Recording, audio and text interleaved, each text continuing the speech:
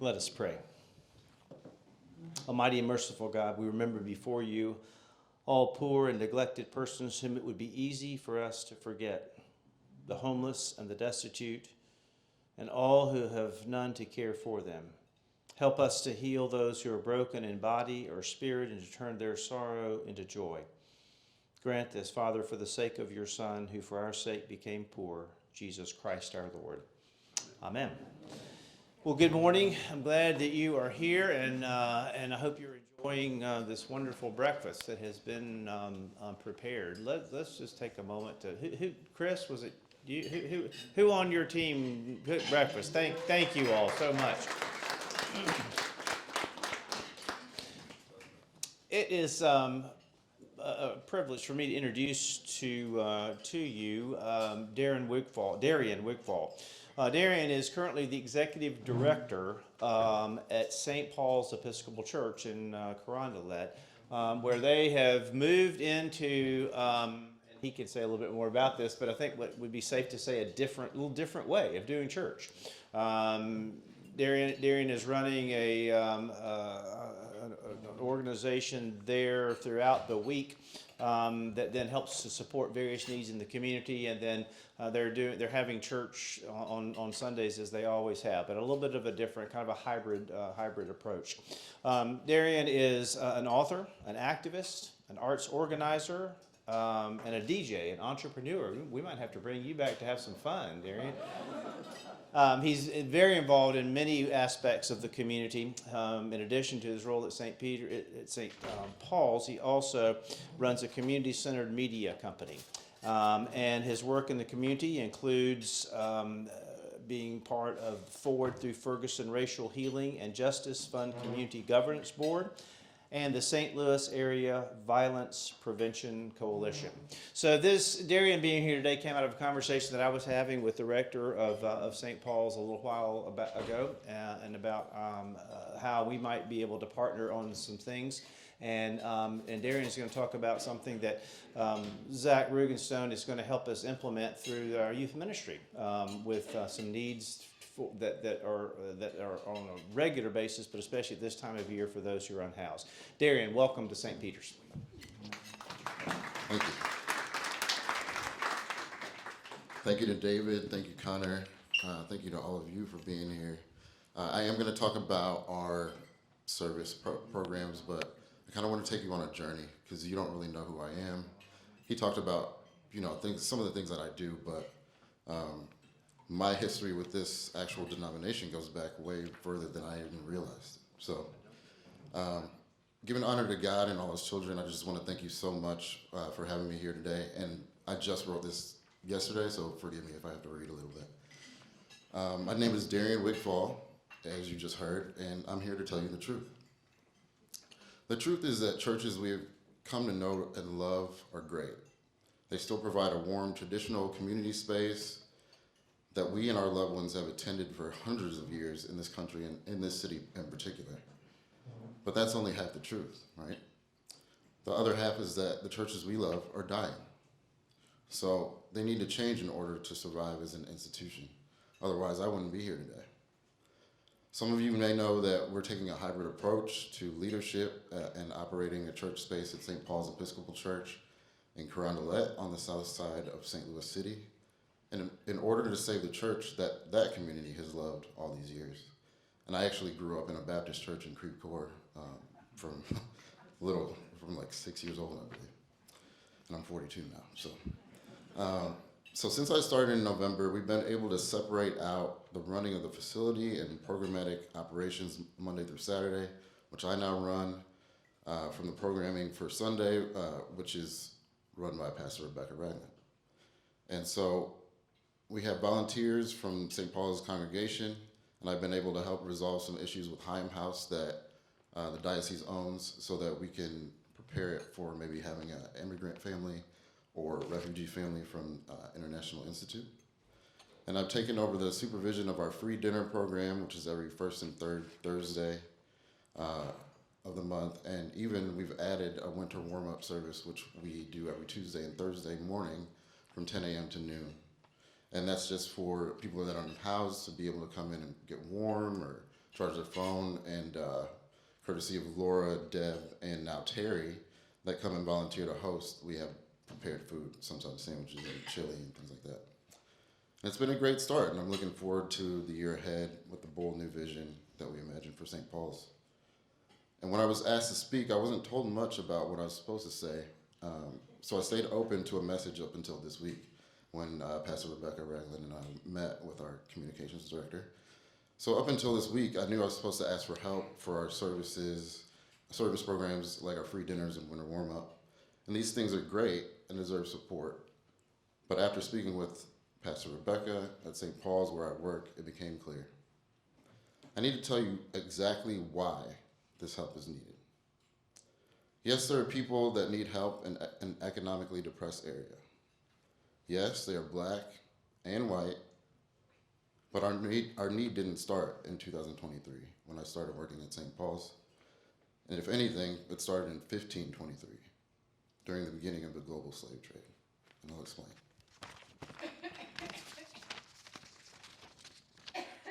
We sit in an Episcopal church.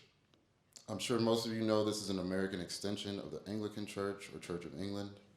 And not only were those original American parishioners complicit in the slave trade, they were active participants. Now stay with me because this will come full circle. I'm not only speaking from a historical perspective. My ancestors, I'm speaking about the reason I stand here before you today in particular. You see, my ancestors were enslaved and traded by members of the Episcopal Church in South Carolina. This is one of them. So, as you know, my name is Darian Wigfall, but the name Wigfall does not come from Africa. They come from Scotland. The earliest member of the actual white Wigfall family that I've found was born in Scotland in 1664 and then moved to Leicestershire, England, where he joined the Anglican Church and christened one of his children at an Anglican church called Donington of the Heath, which was built in 1620 and still stands today. I actually plan to visit that this year if I can. The names of these Wigfalls, they were both named Samuel Wigfall. My father's name was Samuel Wigfall. He passed last year, but that was his name. The second of which moved to South Carolina, where he entered the slave trade. First at Christ Church Parish, and can you go to the next slide? So this is Christ Church Parish, and this is me looking at that church earlier this, or I guess last year. First at Christ Church Parish in McClellanville, South Carolina, where they rubbed elbows with the likes of Thomas Lynch Jr., and Thomas was one of the 4 people to sign the Declaration of Independence for the state of South Carolina. As they acquired more property, they moved to St. Thomas and St. Denis Parish near Charleston, where they continued buying land and trading people that look like me, some of them my blood and relative ancestors. So this is St. Thomas and St. Denis Parish that I visited as well. This is near Charleston. The church I work in now is the exact same denomination that brought my ancestors here to work in the rice fields of South Carolina in the first place. That's why I'm standing here now. But the oppressive colonial system didn't stop in the early 1700s when Second Samuel, that's what I call them because they didn't do juniors and seniors for whatever reason back then. But I got to keep them straight in my head. So Second Samuel didn't stop with just the 72 enslaved people he owned. He was a captain in the British Arms. His father was a captain in the Scottish Arms. 2 Samuel purchased upwards of 10,000 acres before he died. And when he died, he willed this land and these people to his offspring. And those children did the same, and so on, until the end of slavery in 1865. If we fast forward to today, we would get a quick view of Reconstruction and the violent opposition that ended the period of time, and then a consistent campaign of white people acting out terrorist behavior to peel back any rights newly freed people from Africa gained from the government, including land given to them by the government that was clawed back over time. And this happened in my family as well. The reason I was in South Carolina is because we have some ancestral land that we're trying to protect. So you would also see prison leasing programs replacing slavery in the South, Jim Crow laws spreading nationally in the first half of the 1900s, and more subtle laws like 3 strikes, disparity in crack and powder cocaine punishments, and the disenfranchised position of a felon once the elected officials the pressure to not be openly racist in public. These are the issues that create our environment today and the conditions that we live in. The consistent, intentional divestment of funds from urban areas after the Great Migration of newly freed Black people from southern states further separated the haves from the have-nots. White people that couldn't afford or chose not to move out of the areas during the white flight that happened right here in St. Louis are the ancestors of white people we serve at St. Paul's. American economics have progressed to the point where no new laws need to be written. The system is working as it was designed. None of the things I've talked about have been removed in earnest. In fact, many of those laws and social norms still exist today. Looking down on economically challenged people as having a moral failure, regardless of their skin color, is still prevalent. It's the reason I've come here, and we did not invite you to come to our church to hear this message. Many of you may not have come. The area we operate in for St. Paul's has the same perception as going north of Del Mar. If you've heard of the Del Mar divide, please raise your hand. Okay, so y'all are familiar. Okay, so now it's time for you to participate with me in dispelling some of those myths and rumors that keep us divided. So, what are some of the things that you've heard about the areas that St. Paul's is located? Anybody? This is all new to me. I Really? I didn't know anything about it. I certainly know North St. Louis much more. Okay. And I do know that I had heard a long time ago that that a number of Black families moved south from North St. Louis. That literally is all I know. So this is fascinating. Interesting, thank you. Thank you. Anybody else? About the area of Carondelet, have you heard? Or the state streets, is what they usually say. Well, it has a long history. Yeah. Yeah, it does. Actually, St. Paul's is 150 years old. So it kind of goes back to a time when this was built. And actually, what I found in this area is the grave of Thomas Wigfall, who is the son of John, who was the son of Samuel, 2 Samuel. So what have you heard about going north of Del Mar? Anybody? I live north of Del Mar. Okay, go for it. Have you heard anybody say anything in particular about going north of Del Mar? Well, I know that oh, thanks. I know that the economics of some of the residents as you go further north of Del Mar deteriorate some. I know that there are people trying to fix that. It's just I live there. I don't live that far north of Del Mar, but Okay. I'm very, very familiar with it. Right on, thank you. Anybody else? Heard of going north of Del Mar? My parents grew up north of Del Mar. Okay. And I remember my aunts being fine if they had Black neighbors, and they really didn't understand all the commotion. Yeah, some people chose not to move, Yeah. which is, But, from a real estate standpoint of view, I really have an understanding. And that even existed after we moved to Olivet, and someone wanted us to, I had a real estate person come for a free estimate of the house type of thing. Okay. And if I knew what I knew now, or know now, I would have reported this woman to the powers that be, because she was using like this neighborhood's gonna change type thing. And it's like, what? I was shocked that they would still and do that's still that. happening, wow. And that was in the 70s. Okay, okay. Yeah. Yeah, I mean, the reason that there's a divide there is because of redlining. If you're not familiar with redlining, I could explain that. But these were governmental programs, right? This was from the Federal Housing Authority, right?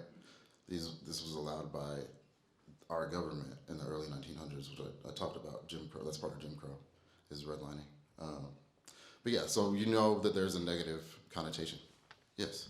Oh, I work with the school, Pierre Laclede School, which is north, a good bit north, maybe 12 or 15 blocks north. As you get from Del Mar, the properties go down. There's more broken houses, more lands vacant. streets that aren't quite maintained very well, number of churches, Yeah. um, Yeah. people walking around, nice kids at the school, great teachers.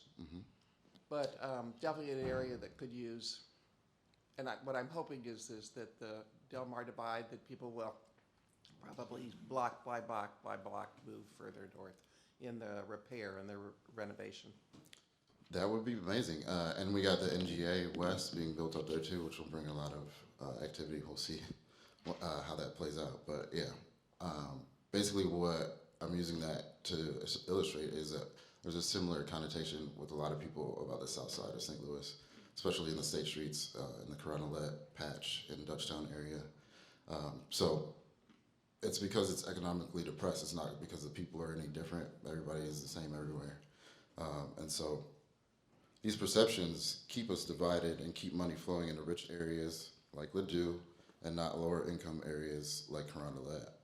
And this is the reason people are hurting. We're still subject to many of the rules and systems built by our ancestors in this church and enforced on my ancestors and others that were enslaved, like some Irish people and many Native and indigenous people before the transatlantic slave trade began in earnest, which the Wigfalls have a direct connection to as well. So 2 Samuel's son, John Wigfall, became a captain in the Revolutionary War and married Constantia Ashby, the daughter of the first emissary of the Royal African Company to South Carolina. Can you? Okay, so sorry, this was for St. Thomas Parish. Thank you. And so John Ashby, let's see, whose father was Richard, worked with the Royal African Company on the British side. Is anybody familiar with the Royal African Company? Okay, so this is the British company that had a monopoly on the slave trade from about 1650 to 1790 for a bunch of other companies, to get in. And so people that enslaved my family married into the family that helped start this. And so these systems like the Royal African Company and Jim Crow still exist in many ways, and the parts that were active but are no longer have a hangover effect on our society today.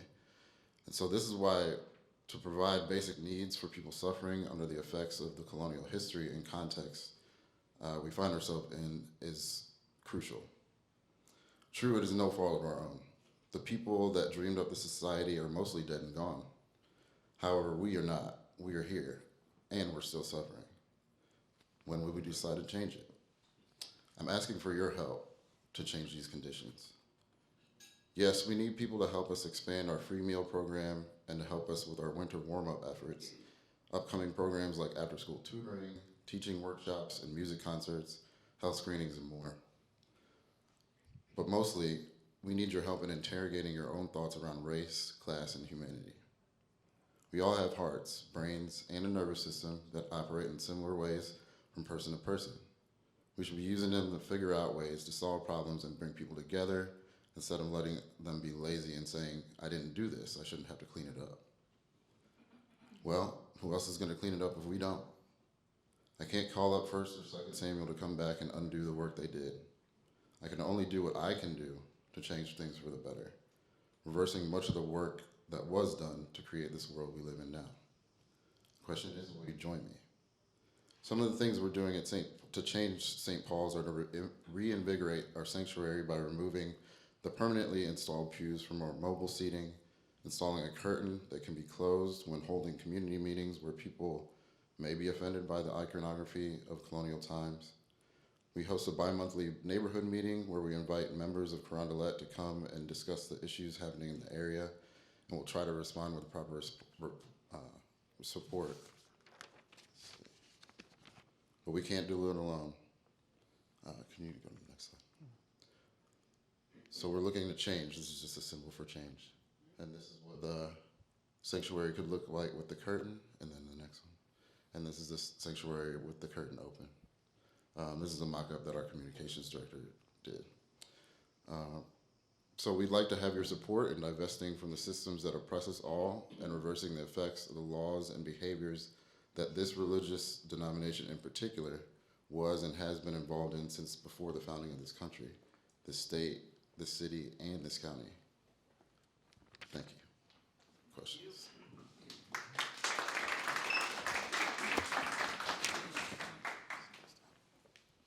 If you have questions, please let Connor get the microphone to you.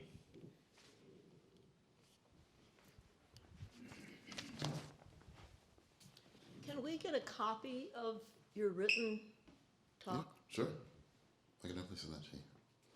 Can I email it to you? If you send it to me, I'll link it in the on the YouTube video, so there will be a link to that. Transcript.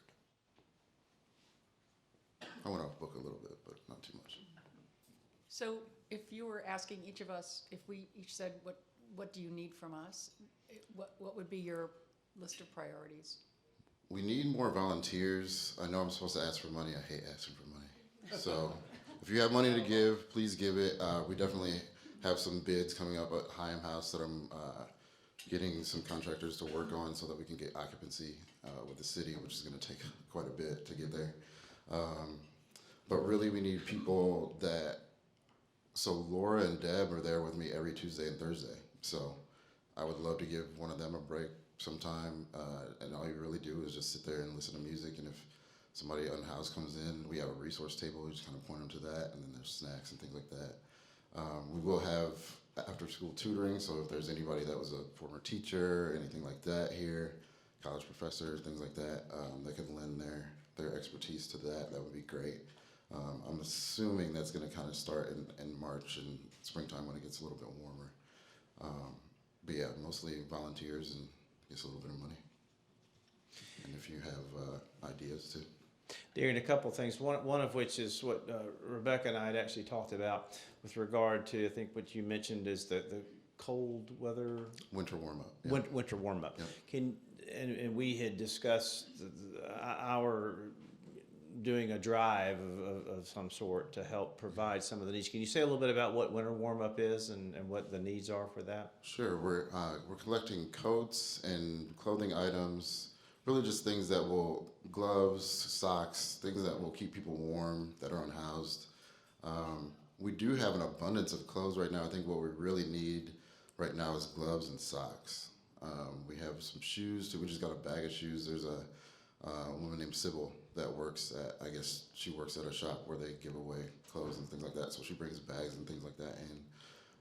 But we probably need canned goods as well, the ones with the pop top and not the ones that you use a can opener, so that if an unhoused person had it, they can just pop the top and not have to find a can opener. Because our pantry is not fully stocked. It gets stocked and then it gets used. So, I guess that's cyclical. So if you want to donate dry goods mostly, or canned goods, that would be good. And then are there some bags that are given out with some essentials like lip balm and that type of thing as well? Yeah, so we have, I think we're running low on lip balm. So that's a good point. There's other things that we put in there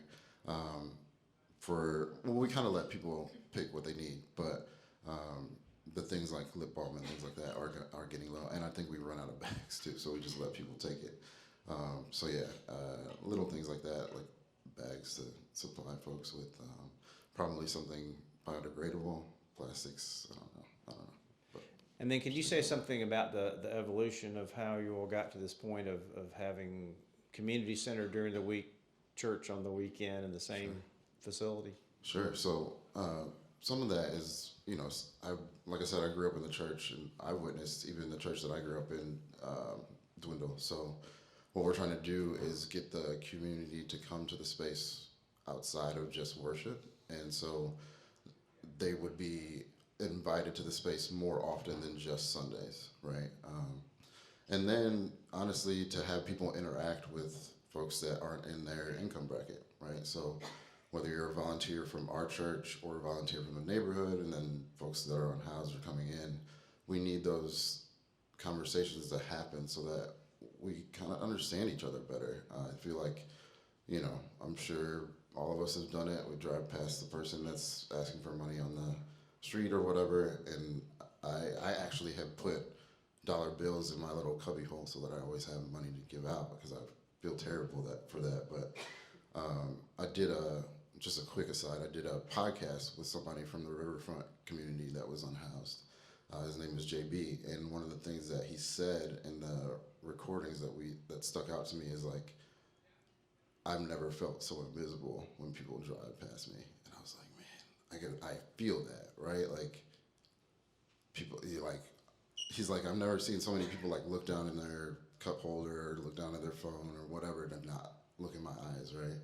And that just really hit me. So from that point on, I was like, I need to have some kind of resource myself. I need to, change my own pattern of behavior and things like that, so that I'm not just driving past those people like that. So I think those conversations that are happening there is one of the things that's the most important about what's happening.